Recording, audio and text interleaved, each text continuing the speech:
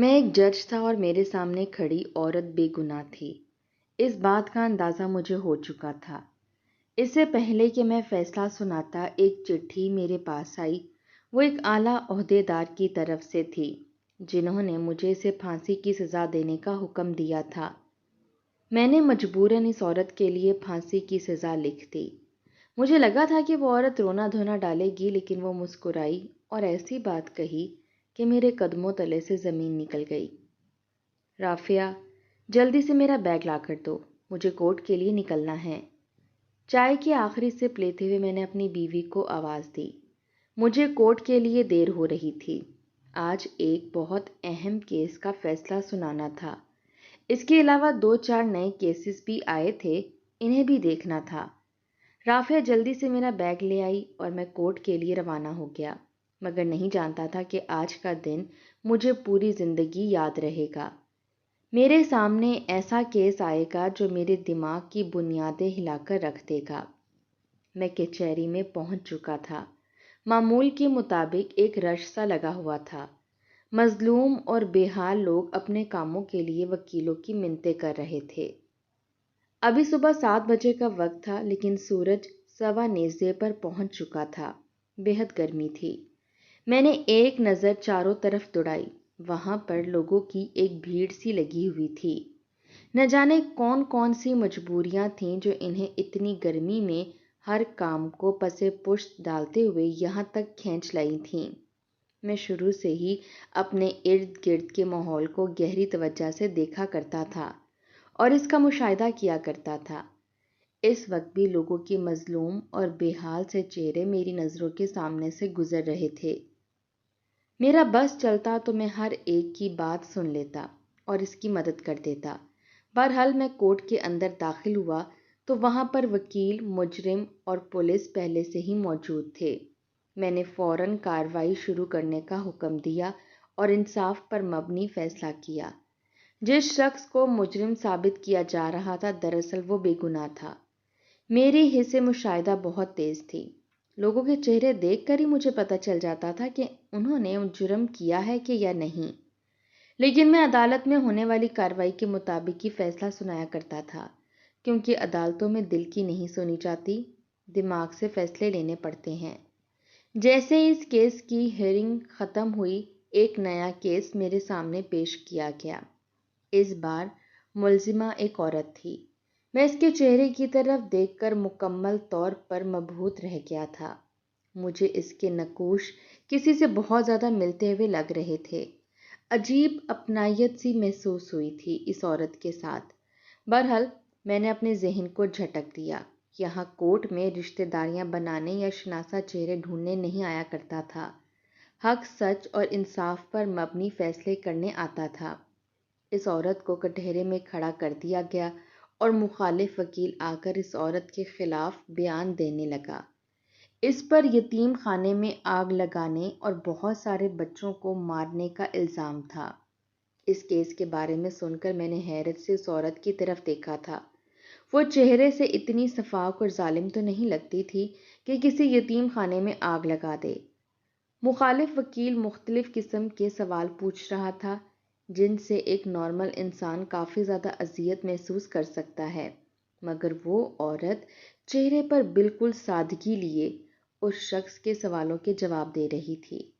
وہ نہ ہی تو پریشان ہو رہی تھی اور نہ ہی کسی بات پر غصہ کر رہی تھی۔ اس کا چہرہ کمرہ عدالت میں داخل ہونے سے لے کر وکیل جرا کے سوال کرنے تک ویسے کا ویسا ہی رہا تھا۔ کسی بھی قسم کے تاثرات اس کے چہرے سے ظاہر نہیں ہوئے تھے، بلکہ اس کے چہرے پر الگ ہی سکون دکھائی دے رہا تھا۔ اس کا پرسکون انداز دیکھ کر میں اتنا سمجھ چکا تھا کہ وہ عورت ملزم ہرگز نہیں ہے۔ یقیناً اسے اس جھوٹے کیس میں پھنسایا گیا تھا۔ میں نے سوچ لیا تھا کہ اس عورت کو انصاف ضرور دوں گا اور جہاں تک ہو سکا میں اس کی مدد کروں گا۔ وکیل ذرا عجیب قسم کے سوال پوچھتے ہوئے اس عورت کو ہر قسم کی اذیت دے رہے تھے، مگر وہ عورت سب کچھ برداشت کر گئی تھی۔ اس نے کچھ ثبوت بھی عدالت میں پیش کیے تھے، مگر وہ ثبوت سراسر عورت کے خلاف جا رہے تھے۔ اس عورت کا نام رابعہ بی بی تھا۔ وہ میری ماں کی عمر کی تھی، مگر کافی چست اور توانا لگتی تھی۔ ایسا لگتا تھا جیسے اس طویل عمری میں بھی کوئی بیماری چھو کر نہیں گزری۔ رابعہ بی بی کے خلاف موجود تمام ثبوت دیکھتے ہوئے میں جیسے دہل سا گیا تھا۔ میں جان گیا تھا کہ اس عورت کو پھانسی ہو جائے گی، اور میں یہ بھی اچھے طریقے سے جانتا تھا کہ وہ عورت بے قصور ہے۔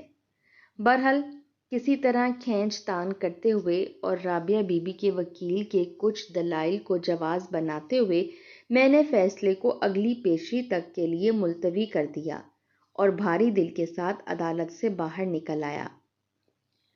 باقی کے تمام کیسز کی سنوائی سے میں نے انکار کر دیا تھا اور میری جگہ کسی دوسرے جج کو بلا لیا گیا تھا۔ میں نے ہمیشہ انصاف پر مبنی فیصلے ہی کیے تھے اور کوشش کی تھی کہ کسی مجرم کو تحفظ نہ دوں، مگر بے گناہ کو میرے قلم کی وجہ سے سزا نہ ملے۔ اس وقت میرا دل بہت بری طرح سے خراب ہو رہا تھا۔ نہ جانے کتنے ہی چہرے تھے جو میری آنکھوں کے سامنے گھوم رہے تھے، جن کے بارے میں میرا دل کہتا تھا کہ وہ بے قصور ہیں، مگر ثبوتوں کی بنا پر مجھے سزا دینی پڑی تھی۔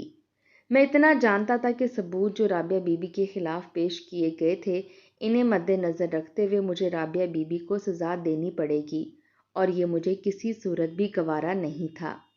میرے ذہن اور دل میں عجیب قسم کی شش و پنج شروع ہو چکی تھی۔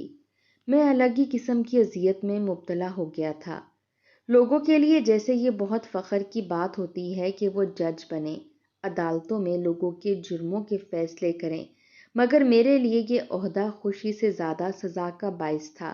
جہاں پر لوگ اس عہدے کے لیے پاگل ہوئے پھرتے ہیں، میں چاہتا تھا کہ اس نوکری کو چھوڑ کر کہیں چلا جاؤں۔ ایک حساس دل کا مالک انسان کبھی بھی جج کے فرائض کو صحیح طریقے سے سر انجام نہیں دے سکتا۔ اگر وہ انسان انصاف پر مبنی فیصلے کرتا ہے تو اس کا ذہن اور دل ہی سکون نہیں پاتا، کیونکہ کسی نہ کسی شخص کے حق میں اس کا دل ہی گواہی دے رہا ہوتا ہے، مگر ثبوت اس کے خلاف ہوتے ہیں۔ میں کئی بار اس کیفیت سے گزر چکا تھا، مگر آج کی کیفیت تو میری سمجھ سے ہی باہر تھی۔ رابعہ بی بی میں مجھے میری ماں نظر آ رہی تھی۔ نہ جانے کیا مجبوری آن پڑی تھی کہ میری ماں کی عمر کی عورت جگہ جگہ پر دھکے کھاتی پھر رہی تھی۔ ان کی کوئی اولاد یا دوسرا رشتہ دار ان کے ساتھ نہیں تھا۔ میں نے اپنے طور پر اس کے کیس کی تحقیقات کروانا شروع کر دیں۔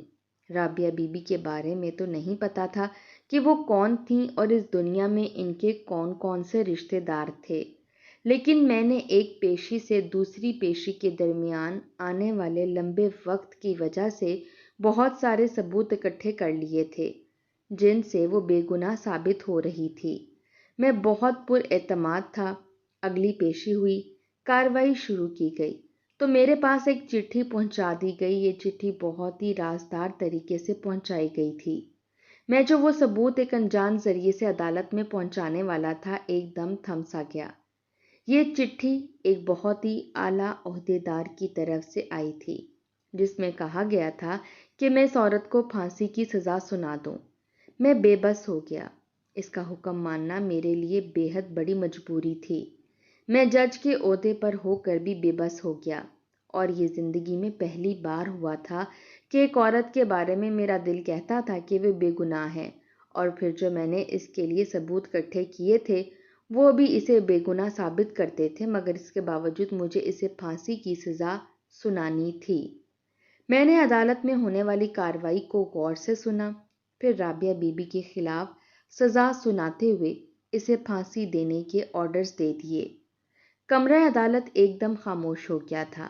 مجھے لگا تھا کہ وہ عورت چیخے گی، چلائے گی، کچھ کہے گی اور کہے گی کہ اسے غلط سزا دی گئی ہے، مگر ایسا کچھ بھی نہ ہوا۔ رابعہ بی بی پرسکون چہرے کے ساتھ عدالت کا حکم سن کر سر جھکائے ہوئے تھی۔ رابعہ بی بی کو جب سزا سنائی گئی تو عدالت کے اندر موجود سب لوگ سکتے میں آ گئے۔ میں نے اپنی آنکھوں سے اس عورت کے چہرے پر ذرہ برابر بھی خوف نہیں دیکھا۔ وہ ایسے خاموشی سے کھڑی تھی جیسے اسے اپنے انجام کا پہلے ہی سے علم ہو۔ میرے ضمیر پر ایک بڑا بوجھ جا پڑا۔ میں نے کہا، رابعہ بی بی، آپ کی کوئی آخری خواہش ہو یا آپ اس بارے میں کوئی بات کرنا چاہیں گی؟ اس نے نفی میں سر ہلا دیا اور کچھ بھی کہنے سے انکار کر دیا۔ وہ خود کو ملنے والی سزا پر تبصرہ نہیں کرنا چاہتی تھی، لیکن میں بار بار اصرار کرتا رہا کہ وہ کچھ تو بولیں۔ بالآخر اس نے جو کہا وہ سن کر میرے قدموں کے نیچے سے زمین کھینچ لی گئی تھی۔ میری روح فنا ہونے لگی تھی۔ ایسا کیسے ہو سکتا تھا؟ میں بار بار یہی سوچتا جا رہا تھا۔ عدالت برخاست ہوئی تو میں وہ پولیس کے ساتھ باہر لے کر جانے لگی۔ میں اپنی کرسی پر بیٹھا رہا اور دیر تک خالی کمرے کی طرف دیکھتا رہا۔ قلم اب بھی میرے ہاتھ میں تھا، مگر اس قلم کا وزن اب ہزاروں پتھروں سے زیادہ محسوس ہو رہا تھا۔ میں جانتا تھا کہ میں نے ایک بے گناہ کو سزا دی ہے اور یہ احساس میری روح کو نوچ رہا تھا۔ دن گزرنے لگے مگر میرے اندر کی بے چینی بڑھتی جا رہی تھی۔ میں نے رابعہ بی بی کے کیس کی ہر فائل دوبارہ کھولی۔ میں نے اس کے دستخط، گواہوں کے بیانات اور پیش کردہ ثبوتوں کو بار بار پڑھا۔ سب کچھ صاف ظاہر کر رہا تھا کہ کسی نے بڑی چالاکی سے اسے پھنسایا ہے، مگر اب میرے ہاتھ بندھے ہوئے تھے۔ قانون کی کرسی پر بیٹھ کر میں قانون کے دائرے سے باہر نہیں جا سکتا تھا، لیکن ضمیر کی عدالت میں میرا دل ہر روز مجرم ٹھہرتا تھا۔ رات کو نیند آنی چھوڑ گئی تھی۔ ہر خواب میں رابعہ بی بی کی پرسکون آنکھیں میرا پیچھا کرتی تھیں۔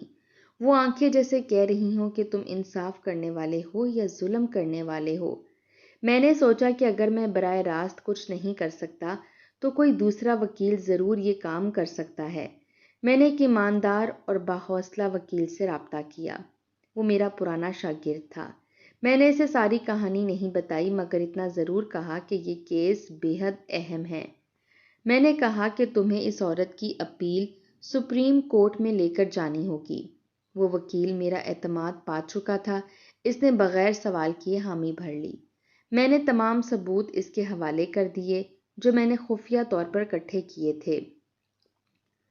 دوسری طرف رابعہ بی بی کو جیل منتقل کر دیا گیا۔ جیل کی دیواروں کے اندر بھی وہ باقی قیدیوں سے الگ تھی۔ باقی عورتیں روتی چلاتی تھیں مگر وہ خاموش رہتی تھی۔ اس کی خاموشی میں عجب سا اطمینان تھا، جیسے وہ سب کچھ اللہ پر چھوڑ چکی ہو۔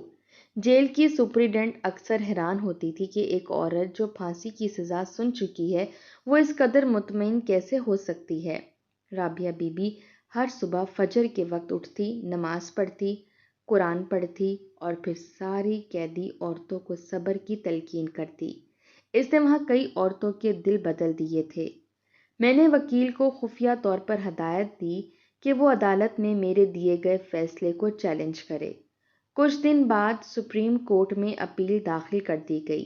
خبر آہستہ آہستہ پھیلنے لگی۔ لوگوں کو حیرت تھی کہ اتنا مضبوط کیس کیسے چیلنج کیا گیا، مگر میں دل ہی دل میں مطمئن تھا کہ اب شاید رابعہ بی بی کو انصاف مل جائے۔ سپریم کورٹ میں سماعت شروع ہوئی۔ میں جج کی کرسی پر نہیں بلکہ ناظر کی حیثیت سے خبروں کے ذریعے کارروائی دیکھتا رہا۔ ہر سماعت کے ساتھ میری امید بڑھنے لگی۔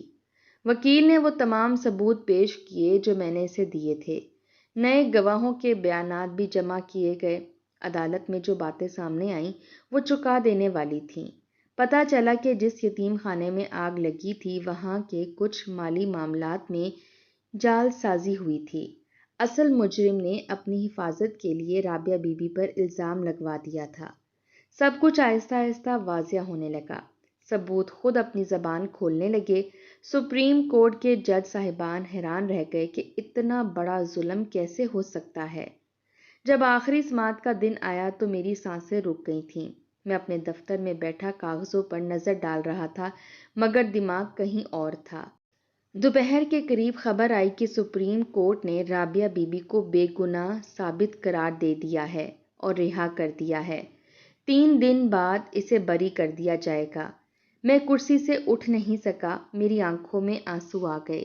میں نے سجدہ شکر ادا کیا۔ آخر کار سچ نے اپنی جگہ بنا لی تھی، مگر اس کے ساتھ ہی ایک خلش بھی تھی۔ میں نے سوچا کہ وہ عورت جسے میں نے سزا دی تھی وہ کس دل سے جیل میں یہ سب کچھ جھیلتی رہی۔ اگلے دن میں نے درخواست دی کہ مجھے اس عورت سے ملاقات کرنی ہے۔ قانون کے مطابق اجازت لینا پڑتی ہے۔ جب اجازت ملی تو میں خود جیل گیا۔ رابعہ بی بی اب ایک آزاد عورت تھی۔ جیل کے دروازے سے باہر نکلتے ہوئے اس کے چہرے پر وہی سکون تھا جو میں نے پہلی بار عدالت میں دیکھا تھا۔ میں آگے بڑھا اور سلام کیا۔ وہ میری طرف دیکھ کر مسکرائی۔ میں نے خود کو اس لمحے مجرم محسوس کیا۔ میں نے کہا کہ میں آپ سے معافی مانگنا چاہتا ہوں۔ میں جانتا ہوں کہ میں نے غلط کیا، مگر میرے بس میں کچھ نہ تھا۔ رابعہ بی بی نے میری بات سنی اور بڑے سکون سے بولی کہ بیٹا، تم نے وہی کیا جو تمہارے فرائض تھے۔ میں تمہیں الزام نہیں دیتی۔ اللہ نے چاہا تو تمہیں بھی سکون مل جائے گا۔ میں نے حیرت سے اس کے چہرے کی طرف دیکھا۔ اتنی اذیت جھیلنے کے باوجود وہ عورت بد دعا نہیں دے رہی تھی بلکہ دعائیں دے رہی تھی۔ میں نے پوچھا کہ کیا آپ جانتی تھیں کہ میں نے آپ کے لیے خفیہ طور پر ایک وکیل مقرر کیا تھا؟ وہ مسکرائی اور بولی کہ مجھے اندازہ تھا کہ کوئی نہ کوئی میرے لیے دعا گو ضرور ہے۔ میں نے اسے پوچھا کہ اگر آپ برا نہ منائیں تو کیا میں جان سکتا ہوں کہ آپ کے خلاف یہ سب کچھ کیوں ہوا؟ آخر اتنی نیک اور سیدھی عورت کے دشمن کون ہو سکتے ہیں؟ وہ چند لمحے خاموش رہی، پھر بولی کہ ابھی وقت نہیں آیا کہ میں یہ بات تمہیں بتاؤں۔ جب تم دل سے سننے کے لیے تیار ہو جاؤ گے تو خود سچ سامنے آ جائے گا۔ میں اس کے الفاظ سن کر خاموش ہو گیا۔ اس کے لہجے میں ایسی گہرائی تھی جیسے وہ کوئی بڑا راز اپنے دل میں چھپا رہی ہو۔ ہم دونوں کچھ دیر خاموش کھڑے رہے، پھر وہ آہستہ آہستہ جیل کے دروازے سے باہر قدم رکھتی گئی۔ میں اسے جاتے ہوئے دیکھتا رہا۔ دل میں سکون تھا کہ میں نے دیر سے ہی صحیح مگر انصاف کا قرض ادا کر دیا تھا، مگر ایک خلش اب بھی باقی تھی، وہ راز جو رابعہ بی بی نے چھپایا تھا۔ میں جانتا تھا کہ کسی دن مجھے خود اس سچ کا سامنا کرنا پڑے گا، اور وہ دن میری زندگی کا سب سے بڑا امتحان ثابت ہوگا۔ اور پھر جلد ہی وہ سچ میرے سامنے آ گیا۔ تب مجھے رابعہ بی بی کی بات کی سمجھ آئی تھی کہ وہ آخری جملہ جو انہوں نے میرے سامنے کہا تھا کہ ایک بیٹے نے ہی آج اپنی ماں کو پھانسی کے تختے تک پہنچا دیا۔ میں نے سوچ لیا تھا کہ میں اس سچ کا پتہ ضرور کروں گا۔ کچھ دن بعد میں دوبارہ رابعہ بی بی سے ملاقات کے لیے گیا۔ میں نے انہیں سلام کیا۔ انہوں نے مسکرا کر مجھے بیٹھنے کا اشارہ کیا۔ میں نے کچھ لمحے خاموش رہنے کے بعد کہا کہ رابعہ بی بی، مجھے ایک بات جاننی ہے۔ کیا وہ اعلیٰ عہدیدار جس نے مجھے آپ کو پھانسی دینے کی چٹھی بھیجی تھی وہ آپ کا بیٹا تھا؟ رابعہ بی بی کے چہرے کی مسکراہٹ ایک دم بجھ گئی۔ ان کی آنکھوں میں ایک نمی سی تیر گئی۔ انہوں نے آہستہ سے سر ہلایا۔ ہاں، وہ میرا بیٹا ہے۔ میں چند لمحے بول نہیں سکا۔ دل جیسے مٹھی میں آ گیا۔ انہوں نے گہرا سانس لیا اور کہنا شروع کیا، میرا بیٹا ہمیشہ سے ضدی مزاج کا تھا۔ اسے دولت کی ہوس نے اندھا کر دیا تھا۔ میں نے اپنی ساری زندگی حلال کی کمائی سے گزاری تھی۔ شوہر کے بعد جو کچھ ملا وہ میں نے اللہ کے راستے میں خرچ کیا۔ میں نے یتیم خانے کی ذمہ داری اٹھائی اور وہاں بچوں کی پرورش میں اپنا دل لگا کر کرتی تھی، لیکن میرا بیٹا ان سب چیزوں کو وقت کا ضیاع سمجھتا تھا۔ میں نے اسے کئی بار سمجھایا کہ حرام کی کمائی کبھی سکون نہیں دیتی، مگر وہ ہر بار میری بات کا مذاق اڑاتا۔ رشوت خوری، جال سازی، کمیشن اور ناجائز کاروبار اس کے معمول بن گئے۔ میں اکثر اسے روکتی مگر وہ کہتا کہ امی، زمانہ بدل گیا ہے، اب صرف ایمانداری سے پیٹ نہیں بھرتا۔ ایک دن وہ میرے سامنے بیٹھ کر بولا، امی، آپ اپنی جائیداد کا سارا حصہ میرے نام کر دیں۔ میں نے کہا کہ تمہاری 3 بہنیں بھی ہیں، ان کا حصہ کیسے چھین سکتی ہوں؟ اس پر وہ طیش میں آ گیا۔ اس نے کہا کہ اگر آپ مجھے حصہ نہیں دیں گی تو میں آپ کو پچھتانے پر مجبور کر دوں گا۔ میں نے اس کی بات سنی اور کہا کہ جب تک تم حرام کی کمائی نہیں چھوڑو گے اور اپنی بہنوں کے حقوق ادا نہیں کرو گے تب تک میں تمہیں تمہارے حصے سے محروم رکھوں گی۔ میں نے اسی وقت اپنی جائیداد کی دستاویزات اپنی بیٹیوں کے نام کر دیں۔